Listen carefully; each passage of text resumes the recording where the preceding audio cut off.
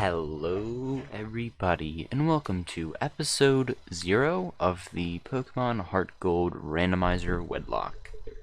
Wow, that's gonna be a mouthful.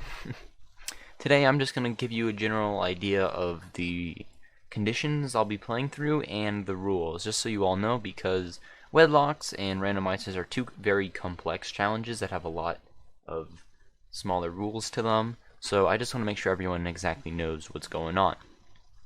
So, to start things off, what I'll be randomizing. The Pokemon's base stats will be shuffled, and their evolutions will follow. This might not make sense, but it's basically like if I get a Blissey usually has extremely high HP. Maybe in this randomizer I'll have extremely high defense. And so will its pre-evolutions will all have high defense compared to their other stats. The types I'm keeping unchanged as well as evolutions. I just kind of feel like things get a little crazy when this happens. Like, if the Pokemon types are constantly changing, then at that point it's just RNG, and I don't particularly think that's going to be that much fun, because you'll really never know what to do. And the same thing with evolutions. I just kind of think it's like, well, if I have a strong Pokemon, I might go out of my way to not evolve it, and then at that point it's not really evolutions. The abilities are going to be randomized. I'm not allowing Winter Guard, I'm not keeping the evolutions, and I'm banning, I guess, trapping and, well, I don't want to, this bans these abilities, so I'm not going to let that happen, because if I ban a trapping ability, if I'm not really prepared, I think it's fair game, because there are actual trapping abilities. I was thinking about allowing Winter Guard, but if I get a fighting type with Winter Guard, then, you know, what am I going to do? You know what I mean? Like, the only thing that would be able to kill me is a fighting type, and that would probably become my strongest Pokemon if it's normal, because it would never be weakened, and if it gets hit, then I'd be like, alright, well, this is a one-off situation. So, no Winter Guard for the Pokemon. Next up is the starter Pokemon, completely random.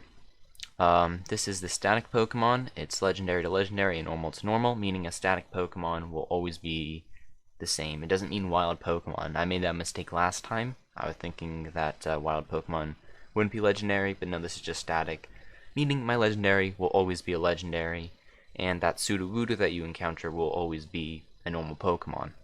In-game trades, I've never had one work successfully, but I said screw it this time. We're gonna still go for it the same way we do each time with randomizers.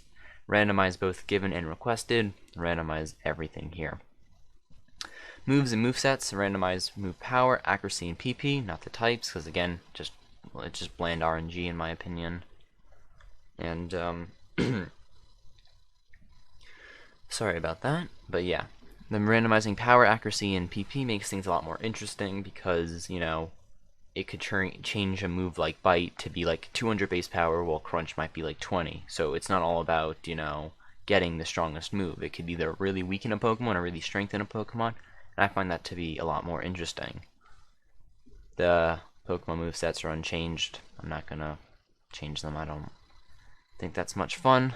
Trainers are type themed. This is really the only fun way of going through the series, because there's not a chance in hell I'm gonna win a Wedlocke where it's not type themed, and a randomized Wedlocke as well. So yeah, no early Winter Guard. I don't want any trainers to have Winter Guard. No Pokemon should be able to get Winter Guard, but sometimes glitches happen. But yeah, no trainer will have a Winter Guarded Pokemon. The sometimes with this encounters, what might happen is you can't get the ability with Winter Guard, but it's still potential that a trainer could have it. So yeah. Don't use legendaries. I think it's always fun when they have it. Rivals carry the starters throughout the game. I don't think that's fun, because if, you know, they get like a Ditto, then they're gonna have a Ditto, and I'll always know to prepare for that. It's more fun when I have no clue. Similar strength, I wanted that one on, just because it's kind of like, I don't know. I feel like it could be good or it could be bad, but like, I'm debating, because now that I think about it, it's also like, it changes everything, because like, I don't know. There's that good chance that I think I'm going to keep it on, just because I think it'll either make things more challenging or more easy, but I'm willing to take that risk, because I don't really like it when the champion has kind of weaker Pokemon. This could make it so the champion's Pokemon are entirely weak, but this also can stop it from just, you know, having some weak and mediums. At least I'll have one sort of kind of set thing, I guess you could say. It'll always make things a bit more interesting. And I'm forcing evolved Pokemon around level 37. So after level 37, all wild Pokemon, not wild, all trainer Pokemon will be fully evolved. This will make things a lot more interesting. And it will really kind of catch me off my feet because there are Pokemon that don't evolve until like level 60, but now the trainers can have them. So yeah, that's going to be a lot more interesting. I think I did level 37. I usually do it because any sooner it starts to get a really bad situation. Alright, sorry about that. Wild Pokemon will be random. I don't really do the one-to-one mapping on either of these. No additional rules. Let the wild Pokemon be wild. No increased catch rate. Randomized held items, always think that's fun. And yeah, I think legendary Pokemon in the wild's fair game if the trainers can have them. Ban bad items. I usually get bad items, so I don't want to ban it. If I get a berry that I'll never use, then oh well. It just makes getting good items even more special, because then I could always be getting some good items. So yeah. Trying to think, nothing else here I need to cover. TM's random, and I want full HM compatibility. I don't want to get like soft locked because I don't have like a Pokemon that can learn Surf while I need Surf, and because like it could happen. What if I encounter only Fire types the entire game by some one-off odds? But yeah. I'm gonna just ignore all these little things. TM, HM compatibility unchanged, just because I don't want every Pokemon to learn every TM. This one is different than this. I don't know why HM compatibility is on both of them, but this just means that any Pokemon can learn any HM. I try to not abuse this. Like if I have like a Pokemon that really can't learn Fly, I won't teach it Fly just because it's powerful, because it really should only be used for that situation. I left my door open, as you can hear. My dog just walked in. Move tutors, random. I really don't ever go to the move tutors anyway, but it's always fun.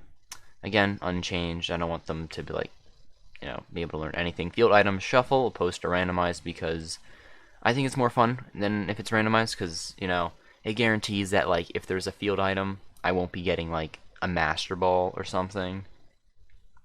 Oh. So I'm doing a shuffle this time. I think I usually do randomized, but I'm thinking that there are sometimes just annoying, because if I'm trying to get like an evolution thing, it would be impossible now. So now they're just going to be shuffled. This disables me from getting like extra Master Balls as well, so I think that's fair game as well. It kind of like balances it more. I usually get screwed anyway, so I don't see it that bad. And then my miscellaneous stuff. Randomized catching tutorial, that's always fun. Sometimes it glitches, so hopefully we don't have that. Ban the lucky egg, I don't even know why I wouldn't. And fastest text, just because it makes things pop up a little bit faster. No lowercase Pokemon, I don't really care. So yeah, that's all I have really. Now I'm going to randomize it. And I'm going to put this... Oh, you can't even see. I was going to be like, oh, I got to censor this. You can't even see it. I want to put this in my ROMs folder. And we're going to call this Randomized Wedlocke. So yeah, it's saving. I'm not going to show you... It's taking a while to save, probably because it's both regions. But yeah, I'm not going to show you guys the save file or the save code or seed, whatever it's called. I would like to take the log. I'm letting you all know now that I am taking the Pokemon log. This gives me pretty much the cheat sheet to everything. I'm not going to use it. I just like having it, because if you say no, you're never going to really be able to get it. So I'd rather just have it, and then like at the end of the series, when like, you know, all said and done, I get to look back on it and be like, oh, well, if, you know, this Pokemon I lost could have had this ability. I'm taking a screenshot now of the seed, just in case. If you guys want to play it afterward, I will only release it after I finish the game. That way no one knows what's coming up, and no one spoils it for me. And yeah, let me just save this as the seed. There we go, save that. And I think that's good. And we're done. It should have saved the ROM. All the settings go back. I should have saved the settings. Oh well. And yeah. Now let me switch on to the rules. Wow, I got that first try, actually. That's pretty impressive.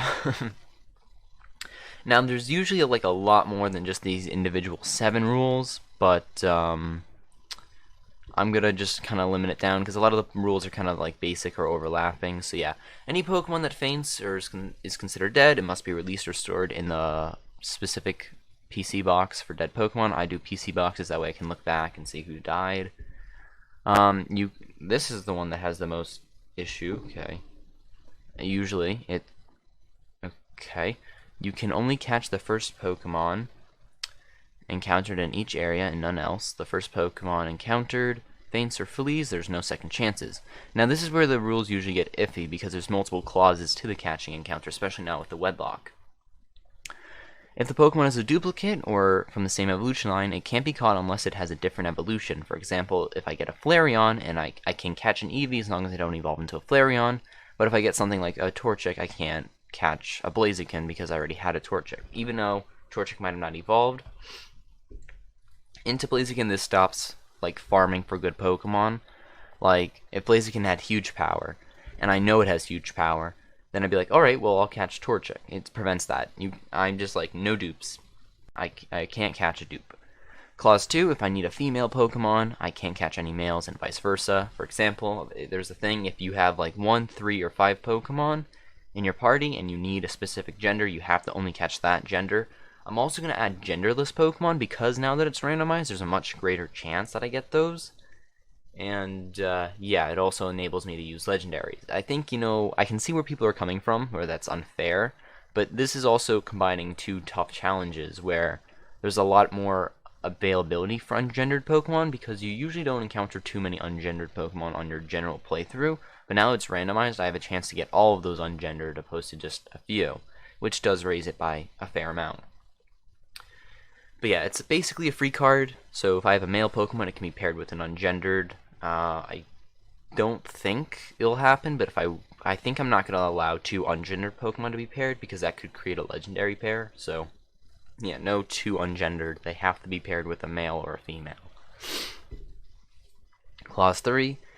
If there are no possible Pokemon to catch, then you get a free space, I call it, and you can go on any route and encounter something as long as you don't know what's available.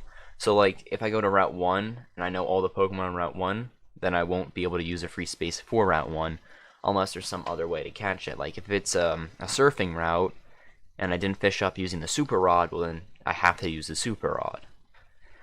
It's a little bit more tough. It's a lot less likely to happen in the beginning of the game. Like barely, I don't think it's really possible to get it towards the beginning, but yeah, this will usually be more in effect for later in the game because there are going to be surfing routes or areas that I can surf in or fish up in, and that'll make a difference.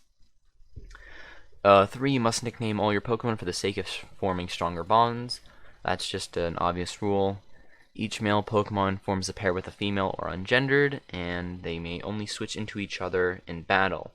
So if I start a battle, it's the thing in my personal opinion which make Wedlocks one of the hardest challenges, is that you can only use 2 Pokemon per battle unless they both faint. So it happened a few times in the series, but let's just say there's a trainer. I don't know what the trainer has, and both my Pokemon are weak to electric. So I can't do anything. I have to use my 2 Pokemon that were in the front. Let's say one of them dies. I have to switch into the other, even if there's a guaranteed chance that it's going to die. Even if there's spikes on the floor and it has 1 HP, I have to swap it in. Even if it's going to guarantee its death, it has to be done. And I can only swap into a different Pokemon if both of them are dead.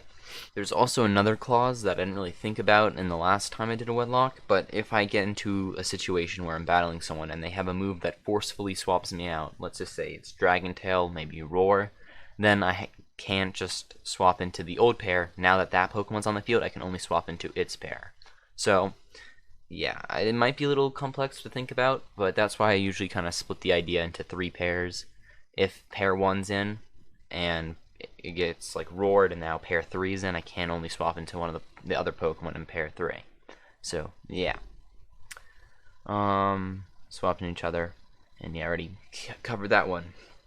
I don't know where I think I might have, okay, wait, here it is. And the Pokemon must be given a new pair as soon as possible if they survive. So as soon as possible usually just kind of means at the end of the episode. If that be like, it's not like, okay, now you have to put like a level 6 Pokemon in your party because you're screwed if that's the case. But it usually just kind of means that I can't just have them have that Pokemon wait until I find a good pair. It just usually means at the end of the episode I have to make a choice. Now, unlike the Soul Link, or actually I don't know, not like unlike the Soul Link, we can I meant to say like the Soul Link, we can swap pairs out whenever we feel. So if I get two Pokemon that I kind of think, well, this is kind of a weak pair, then I can just say, alright, well, you're out. I'm going to put in a more powerful pair in my PC. Let's just say I catch like a Charmander and a Squirtle. Well, I think that's a better pair than a Bidoof and a Bidoo, I guess. I'm allowed to do that, but I can't interchange pairs. Once they're a pair, they're forced together until one dies. And I'm not going to go and play Sacrificing because I think that's below me. If you don't believe me, you can watch what happened in the color lock. I literally kept a Butterfree on my team despite it being pretty weak just because I didn't want to show you guys that I swap out Pokemon because it was against the rule. But yeah, if one Pokemon's placed in the PC, so must its partner as well. If the player has already a party of 6, I don't know why it says part, let me fix that. A party of 6 Pokemon caught, the Pokemon will not be paired until I decide it's paired, or it replaces a Pokemon in the party. I don't think that was really worded that well, but in a nutshell, let's just say I have a party of 6, and I catch a male Pokemon. I don't have to immediately partner it up. Well, I guess it's not a great example. Let's just say I have a party of 6 and I got 6 Pokemon in my PC, and one Pokemon dies. I don't have to immediately partner up the first paired Pokemon if I don't think it's a good option. Like if it's 2 fire types, I don't have to. I can choose the pairs if one Pokemon dies, or I can put 2 Pokemon in the PC together to make a pair. All this is kind of complicated, but it's all the rules and the extra little challenges to make sure I don't get any unfair advantages. And this is the optional rule. Ungendered Pokemon will be free to pair with either gender if needed. Usually it's banned, but that's for normal Wedlocks. Because this is a randomizer, I'm going to make an exception just because usually there's only like maybe 6 Pokemon in a game that you could potentially encounter that are ungendered. Now that there's every legendary on top of every ungendered, so it's a much higher chance. Thank you all for watching this little update video. It's unscripted, as you can tell, so there's a lot of stuttering and a lot of like me trying to explain things. But yeah, I hope you're all excited for the series because it's gonna start soon. Thank you all for watching. Bye.